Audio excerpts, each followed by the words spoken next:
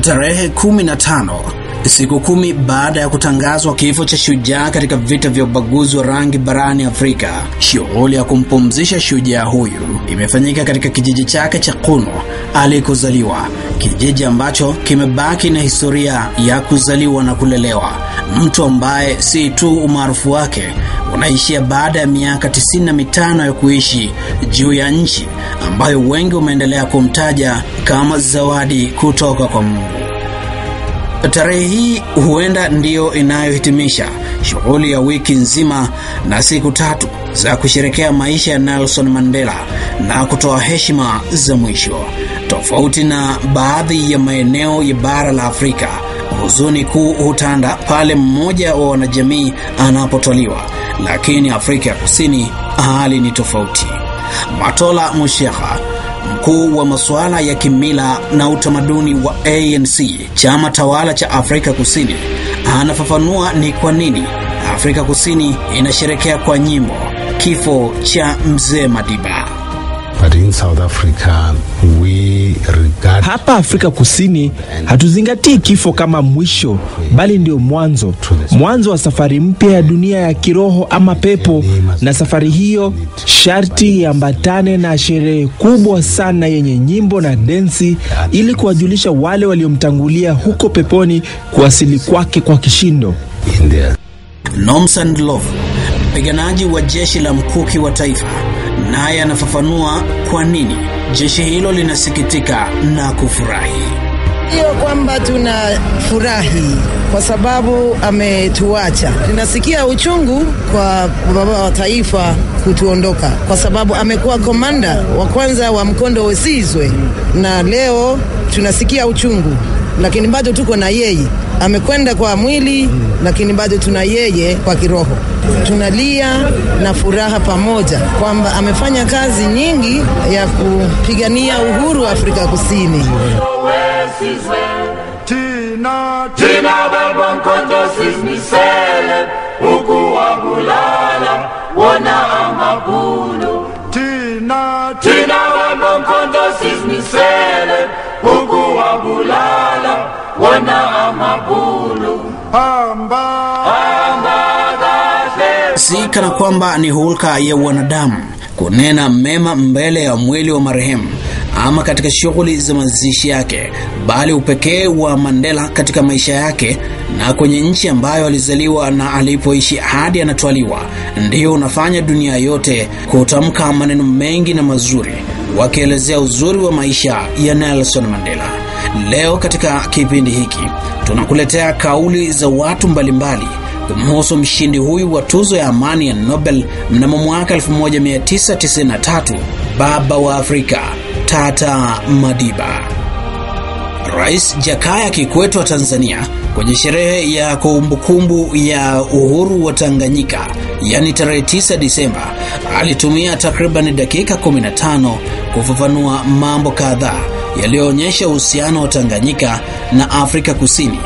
Watu muhimu katika hili walikuwa ni Mzee Madiba na Mwalimu Julius Kambarage Nyerere. Amezisogeza nchi zetu karibu sana. Ametujengea misingi mizuri sana ya uhusiano kati ya Afrika ya Kusini na Tanzania. Akaa pale mazungumza naye, hata ukimsifia anasema bwana, katika mtu sitamsahau maisha yangu ni Julius Nyerere. Ni mtu wa aina yake kabisa. Ndio ametusaidia sisi tumefika hapa tulipofikia.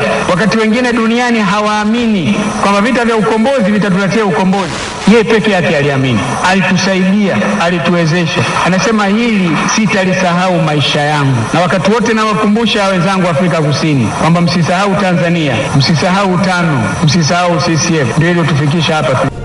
Mama Swai, mke wa aliyekuwa mtunza hazina wa TANU, Silo Swai, huyu alivihifadhi viatu vya Madiba kwa takriban miaka 33, yani tangu Madiba alipokuja hapa nchini Tanzania hadi baadaye wakati akiwa rais. Ndipo mama huyu akiungana na waziri wa mambo ya nje wa Tanzania wakati huo, ambaye kwa sasa ni rais wa Jamhuri ya Muungano wa Tanzania, Jakaya Mrisho Kikwete, walivipeleka viatu alivyoviacha hapa nchini Tanzania Mzee Madiba. Hapa Mama Swai anasimulia jinsi ilivyokuwa wakati huo. Mimi nikiwa mchumba wa mume wangu nilimkuta sasa kule nyumbani. kwa mume wangu, na ndivyo nimekuja kumjua Mandela. Mungu, lakini ametoroka kutoka South Africa. Alikuwa anataka kuona viongozi wakubwa, viongozi wenye upeo, viongozi walio kwenye siasa kama yeye, awaeleze kitu kinachoendelea kule South Africa. Kwa hiyo akaja naye Tanzania, akashukia Mbeya. Yeye anatuambia alitembea na miguu, alitembea na gari popote alipopata gari au miguu. Alafu akafika kule Mbeya, akapokelewa na wanasiasa fulani pale Mbeya. Alafu akaja Dar es Salaam, akaacha masanduku mawili actually. Vitu vyake vyote akaenda na vitu vipya. Hata nguo mpya alizonunuliwa na 5 wakati huo ndizo alizovaa pale, akaondoka nazo. Hivyo viatu ni mabuti yale ya kutembea. Na nilipompelekea hivi viatu akavaa ni size yake ile. Mama Maria Nyerere, mjane wa baba wa taifa, naye ni mmoja wa watu ambao walimfahamu vizuri mzee Madiba. Yaani ni kama Mungu ametupa zawadi sisi Afrika. Utoto wake alikuwa anachukia ubaguzi wa rangi. Hilo la kwanza. La pili, akapata mateso kwa muda wa miaka 27 kwa ajili ya ubaguzi wa rangi. Ya tatu, akatoka pamoja na mateso hayo, lakini Mungu akampa moyo wa namna ya pekee kuweza kuwasamehe wale maadui zake ambao alikuwa anawajua kwa sura, sio kwamba walikuwa wamepita au walikuwa watoto wao, kwa sura akawasamehe. La nne ni kule ameendelea kusisitiza katika maisha yake yote, kipindi chote hiki, pamoja na baba askofu Tutu, wao wameendelea kusisitiza juu ya ubaguzi wa rangi, sio wa rangi tu, hata wa jinsia. Kwa hiyo ilikuwa ni mfano ambao nadhani watu wote tutaukumbuka.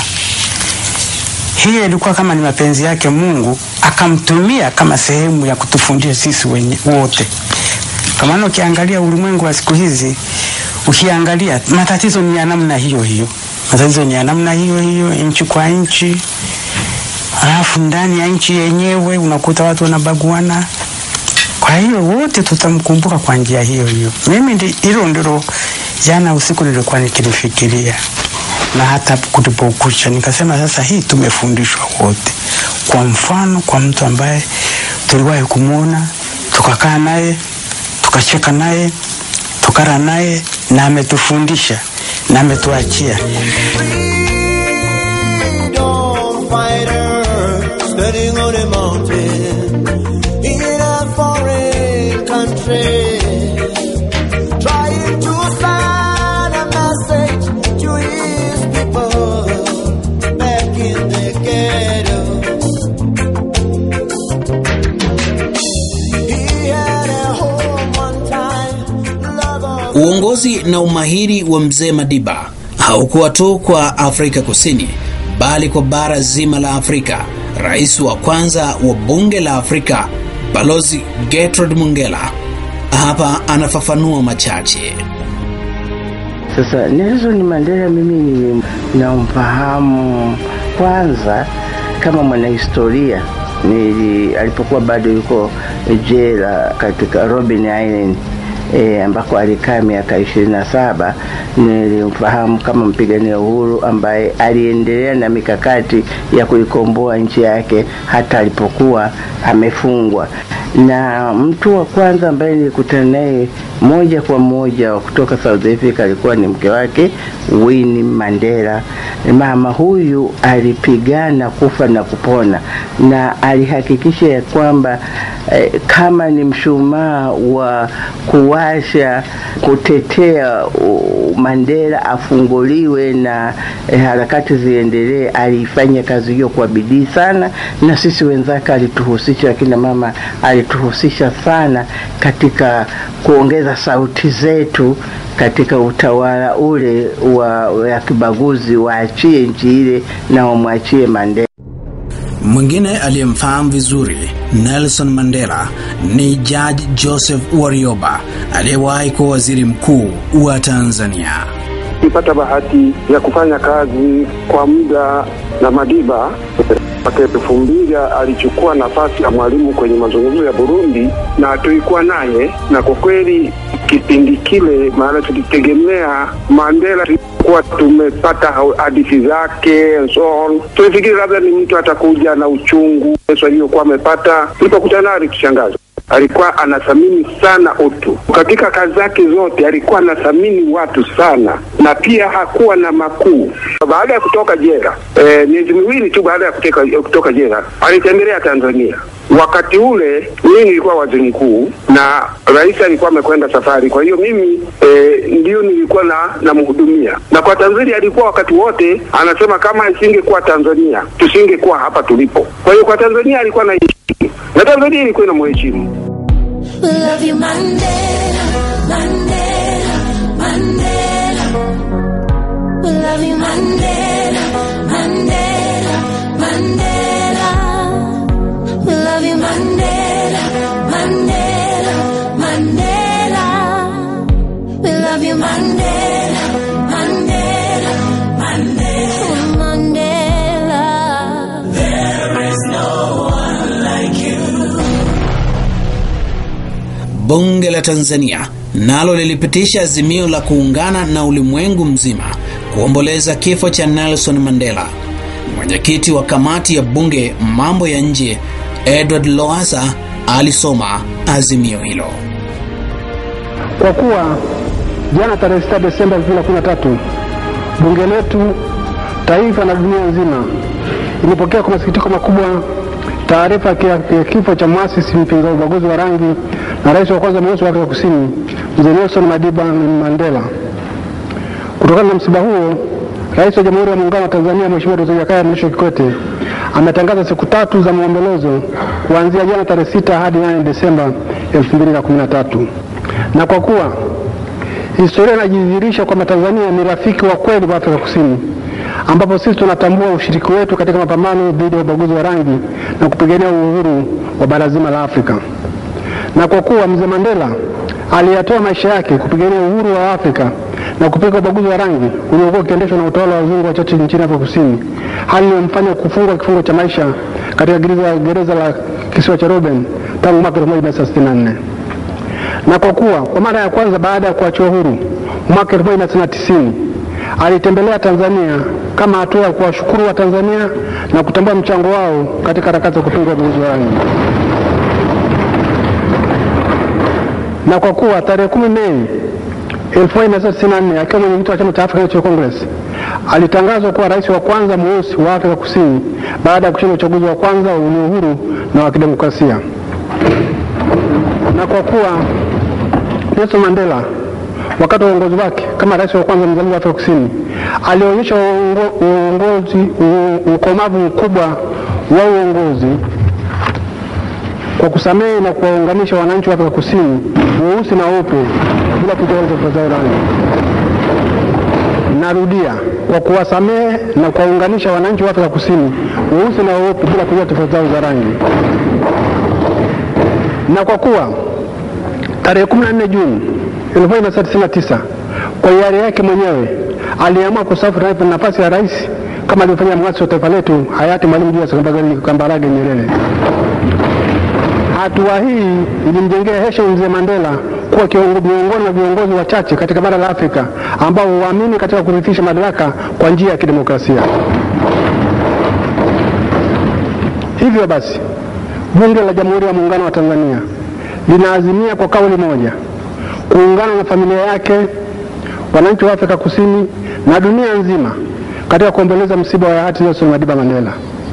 Tuendelee kumwenzi kwa kuiga na kufuata nyayo zake za kuwa kiongozi mzalendo aliyethibitishia dunia kujali utu na kuthamini wengine, kupigania haki na usawa kwa binadamu na kupinga vitendo vyote vya ubaguzi wa rangi. Madiba amekufa, lakini ataendelea katika kuishi katika mioyo yetu kwa miaka mingi ijayo. Tunamwomba Mwenyezi Mungu ailaze roho ya hayati Mzee Mandela mahali pema peponi. Dance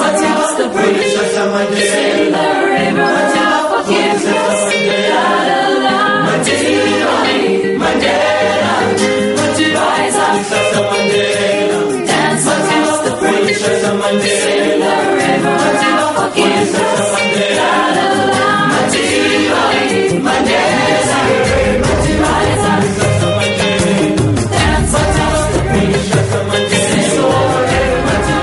Tarehe 10 ya mwezi wa Disemba, siku 5 baada ya kutangazwa kifo cha Tata Madiba, katika siku ambayo dunia ilikuwa ikiadhimisha siku ya haki za binadamu, viongozi wakuu na viongozi waandamizi kutoka nchi mbalimbali walikusanyika katika uwanja wa FNB mjini Soweto katika ibada maalum ya kumwombea Nelson Mandela.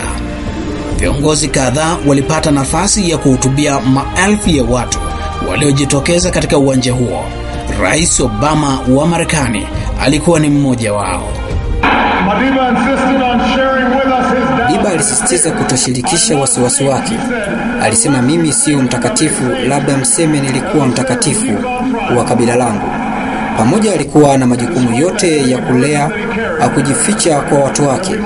Alikuwa mtoto wa Afrika, alikuwa mume, alikuwa baba, na ndio maana tumejifunza mengi kutoka kwake.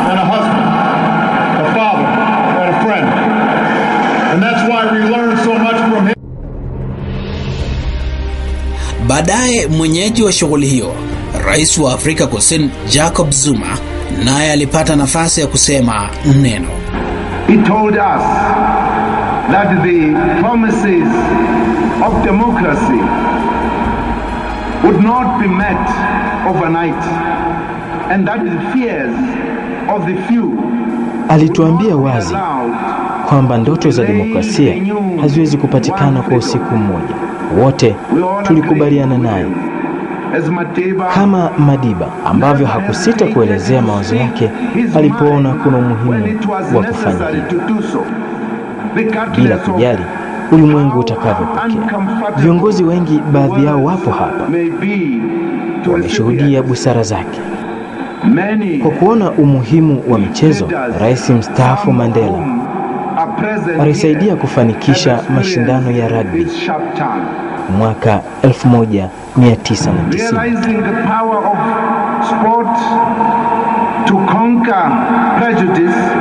Former President Mandela embraced South Africa's 1995 Rugby World Cup ambitions. Mtu aliyepigana kinyume na utawala wa watu weusi, mtu aliyepigana dhidi ya utawala wa weupe, amefariki. Pengine hofu ipo kwa wale ambao kwa muda kadhaa walionekana kuonea wa Afrika weusi.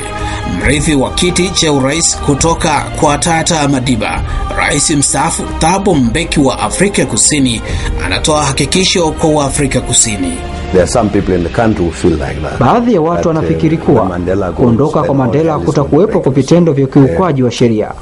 Sio sawa, na watu wasishabikie kuwa kuna majanga yatatokea. This false fear that something disastrous is going to happen.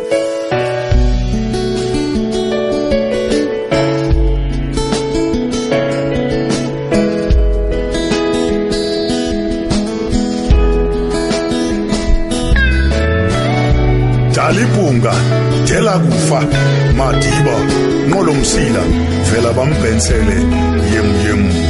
A global icon, internationally acclaimed. Nelson Mandela, Tata Madiba, father of the nation. Hakikisho la kuwa na Afrika Kusini iliyoungana alitoa kipekee tu kwa Rais mstaafu wa Afrika Kusini Thabo Mbeki, bali pia kwa wapiganaji wengine kutoka katika jeshi la Umkhonto Uswizi. Hapa Manase, ambaye yeye ni mmoja wa wapiganaji wa jeshi la Umkhonto Uswizi, ana maoni gani kuhusu hatima ya Afrika Kusini? Kwa sababu mzee ametuacha na legacy nzuri, ametuacha na ukumbusho mzuri sana. Ndio maana tunasema kitu ambacho amejenga hatuwezi kavunja, hawezi kavunjika. Ya kidumu chama cha ANC, tunasema kidumu chama cha ANC, kidumu Mwalimu Nyerere, kidumu chama cha Mapinduzi, kidumu Tanzania, kidumu Afrika Kusini.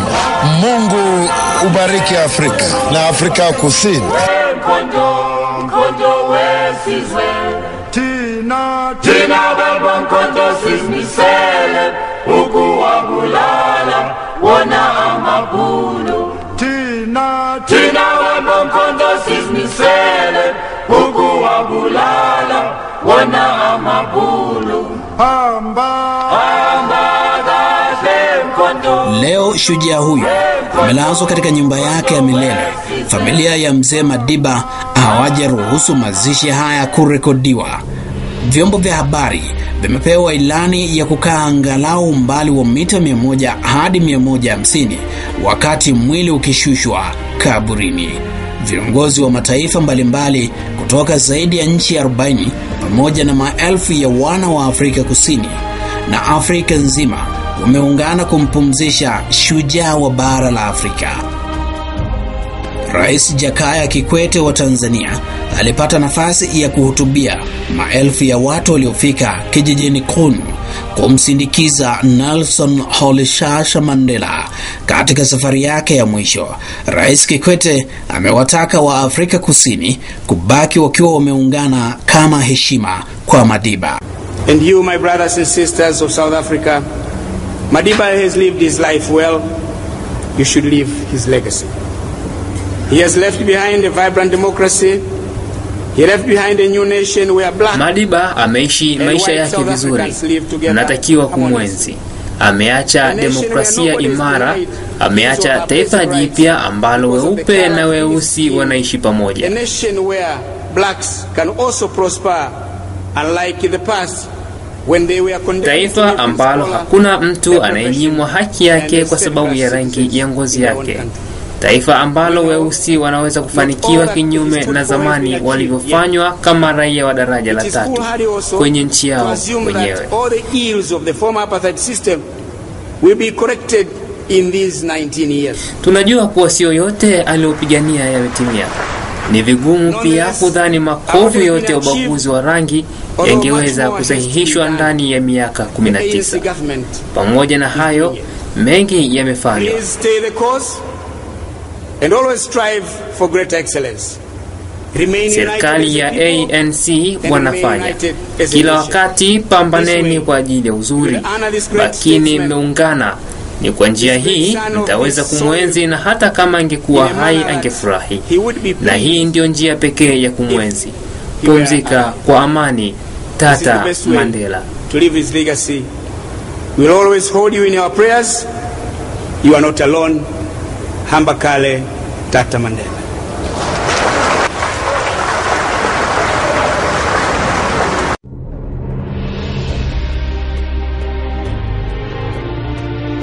Kiongozi mwingine wa Afrika aliyehutubia umma huo alikuwa ni Joyce Banda, rais wa Malawi, ambaye kwa nafasi hii aliwakilisha jumuiya ya SADC.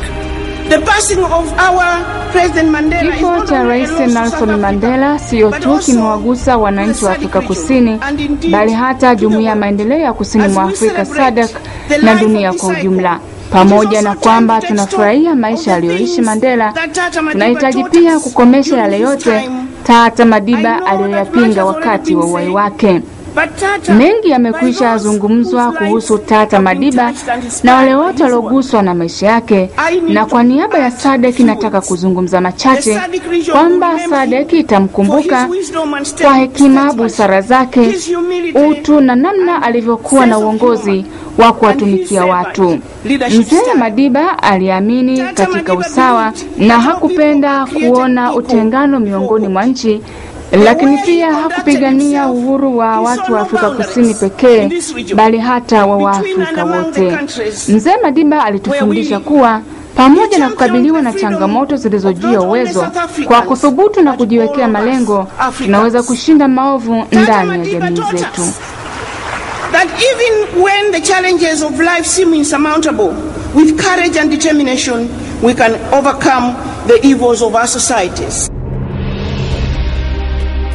Hadi kufikia hapo, tumefikia mwisho wa kipindi hiki maalum, ambapo umepata nafasi ya kuweza kuwasikiliza watu kadhaa waliwahi kufanya kazi kwa karibu na mzee Nelson Mandela enzi ya uhai wake. Hapa umepata kuwasikiliza wakieleza namna Nelson Mandela alivyokuwa mtu wa pekee katika maisha yake. Hii leo Mandela amepumzishwa katika nyumba yake Sauti FM. Tunaungana na ulimwengu mzima kumtakia pumziko la amani Nelson Mandela Madiba. Mimi ni msimulizi wako Elia Migongo. Asante na nikutakie wakati mwema.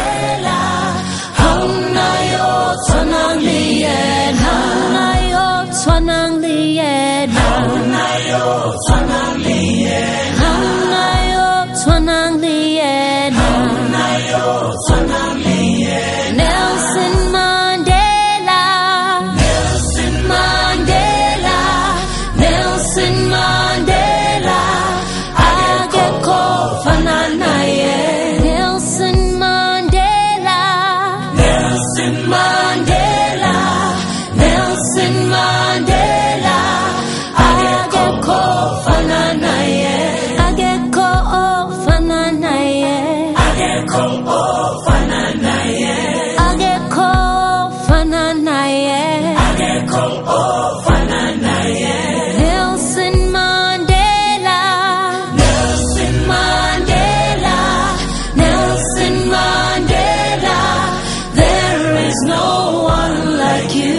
Nelson Mandela, Nelson Mandela, Nelson Mandela, there is no one like you. There is no one like you. There is no one like you. There is no one like you. There is no one like you.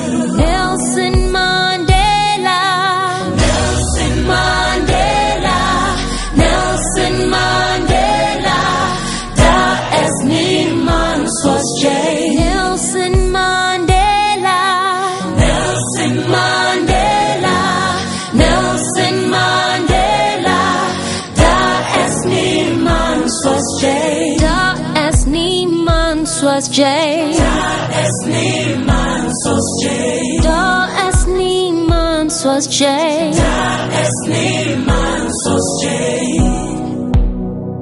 We love you, Mandela, Mandela, Mandela. We love you, Mandela.